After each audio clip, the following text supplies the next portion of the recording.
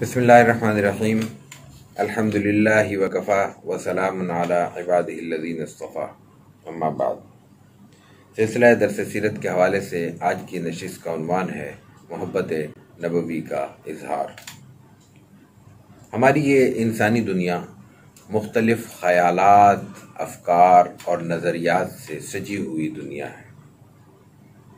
قرن اول سے یہاں پہ نظریات کا ایک ہجوم چاروں طرف نظر آتا ہے۔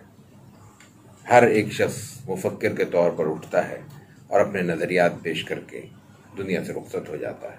وہ نظریات دو طرح کے ہیں۔ کچھ تو نظریات شخصیت کے ساتھ وابستہ ہوتے ہیں اور اس شخصیت کے اٹھتے ہی وہ نظریات بھی اس دنیا سے اٹھ جاتے ہیں۔ کچھ نظریات میں دم ہوتا ہے، وہ وقت لیتے ہیں، وہ لمبے عرصے تک وہ موجود رہتے ہیں۔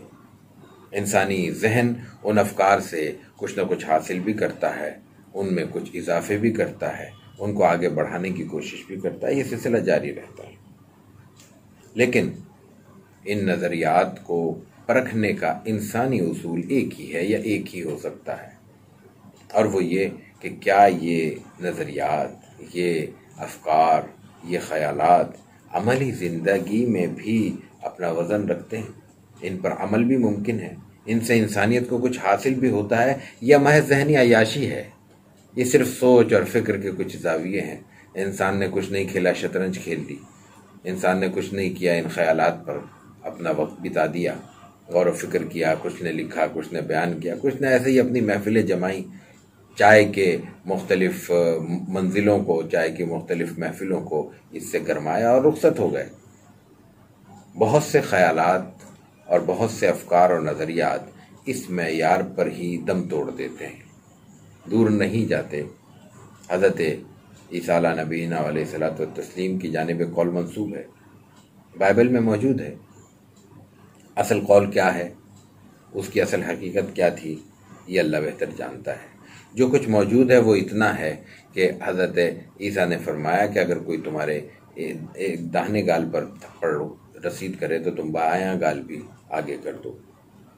اب یہ ایک تمثیل کی زبان ہے، بائبل کی زبان ویسے بھی تمثیل کی، اناجیل کی زبان میں تمثیل بہت ہے۔ اس کا مفہوم یہ محض تھپڑ تک محدود نہیں ہے، اگر کوئی مکہ مارے گا تو اس کا حکم بھی یہی ہوگا، اور اگر آج کی زبان میں ہم کہتے ہیں تو کوئی ہم پہ حملہ آور ہوتا ہے، ہمارا ایک موبائل چھین لیتا ہے اور ہمارے پاس دوسرا سیٹ موجود ہے، تو حکم یہاں سے یہ ثابت ہوگا کہ ہمیں چاہیے کہ دوسرا موبائل بھی اس کے حوالے کر دیں۔ ہمارے اگر گھر کے صحن میں دو گاڑیاں کھڑی ہوئی ہیں، کسی ڈکیت نے ایک گاڑی چھین لی، تو ہم پر حکم یہ ہے اس قول کی روح سے کہ ہم دوسری گاڑی بھی اس کے حوالے کر دیں۔ کیسے ممکن ہے، کیسے ممکن ہے کہ اس بات کو کوئی تسلیم کرے؟ لیکن یہ قول ہے، یہ نظریہ ہے، یہ خیال ہے، یہ ایک تصور ہے۔ ظاہر ہے کہ اس پہ کسی نے عمل نہیں کیا۔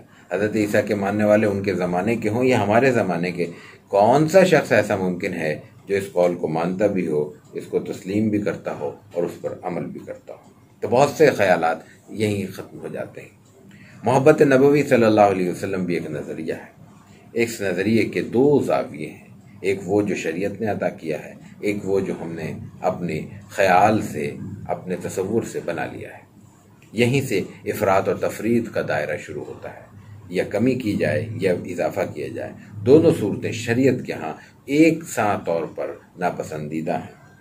پھر یہاں پہ رسمیات کا معاملہ بھی آ جاتا ہے۔ محبت دل کے ایک کیفیت کا نام ہے، دل کی کیفیت کا اظہار الفاظ میں ویسے ہی ممکن نہیں ہوتا۔ اب اس کا اظہار کیسے کیا جائے؟ اظہار کیا جائے گا عمل کے ذریعے۔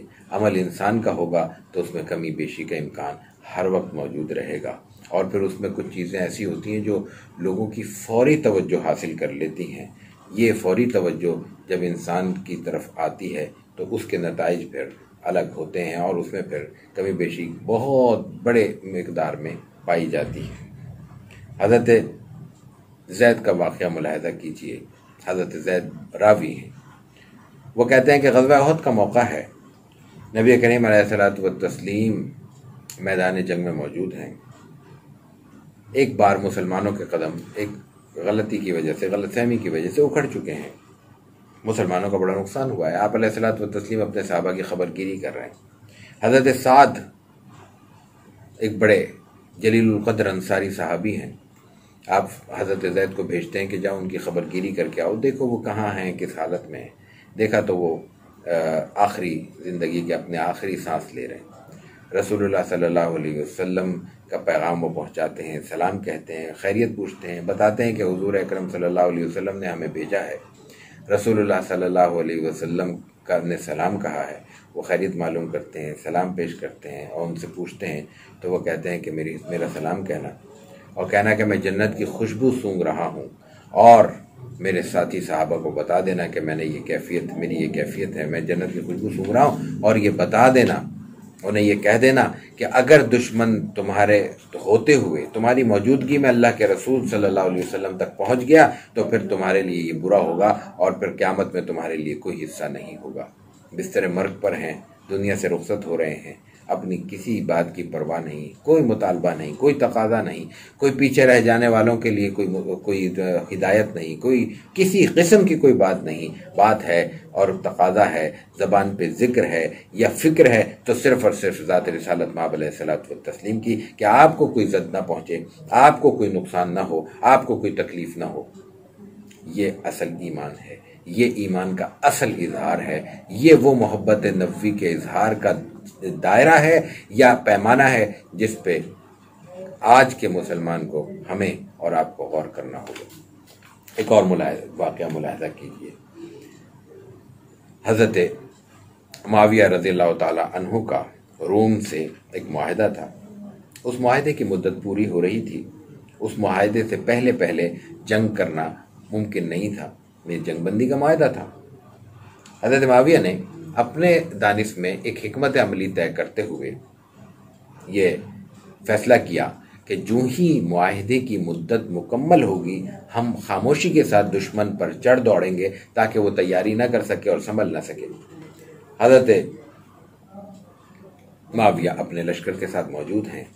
راوی کہتے ہیں کہ دور سے دیکھا ہے کہ کوئی گھوڑ سوار بہت تیزی کے ساتھ دھول اڑاتا ہوا دوڑتا چلا آ رہا ہے، اور اس کی زبان پر ایک ہی بات ہے کہ اللہ اکبر، اللہ اکبر، بے وفائی مت کرو، بے وفائی مت کرو۔ دیکھا تو آپ علیہ الصلوۃ والتسلیم کے ایک صحابی ہیں عمر ابن عبسہ، وہ یہ بات کہہ رہے ہیں۔ ان سے پوچھا گیا کہ یہ آپ کیا کہہ رہے ہیں، یہ آپ کا کیا تقاضا ہے، یہ آپ نے کیا ایسی بات محسوس کی جس کو آپ بے وفائی سے تعبیر کر رہے ہیں؟ تو انہوں نے فرمایا کہ اللہ کے رسول صلی اللہ علیہ وسلم سے میں نے سنا ہے کہ اگر تمہارا کسی سے معاہدہ ہو تو اس معاہدے کو وقت سے پہلے ختم نہیں کرنا ہے، اس سے ختم کرو تو پیشگی اس کو اطلاع دینی ہے، اور اس میں کوئی کمی بیشی اپنے طور پر مت کی جائے۔ یعنی ان کا خیال یہ تھا کہ اس طرح خاموشی کے ساتھ حملہ کرنا اور اس طرح دشمن پر چڑھ دوڑنا رسول اللہ صلی اللہ علیہ وسلم کے اس حکم کے منافی ہے۔ اہم ترین بات یہ نہیں ہے، اہم ترین بات یہ ہے کہ اس وقت چڑھا ہوا لشکر حضرت معاویہ نے روک لیا اور واپس لوٹ گئے۔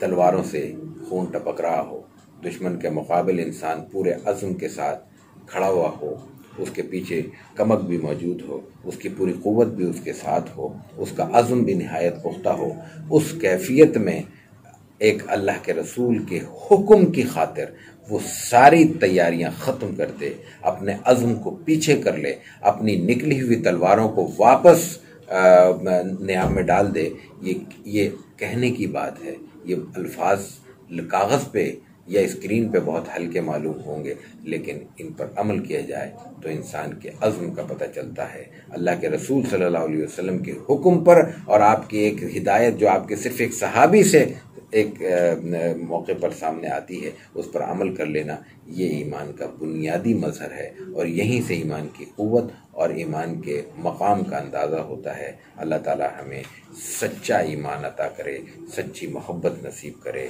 وآخر دعوانا ان الحمدللہ رب العالمین۔